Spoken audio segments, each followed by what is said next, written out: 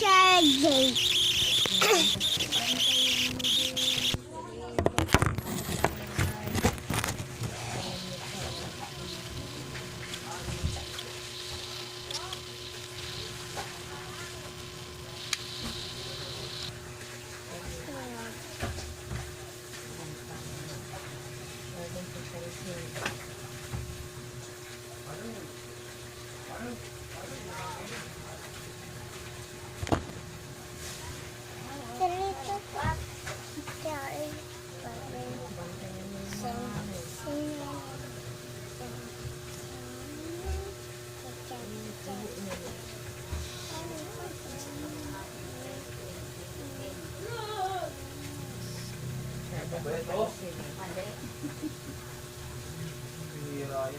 Kasi yung hinihingi niya ano, tanda na bibili daw ng tornilyo.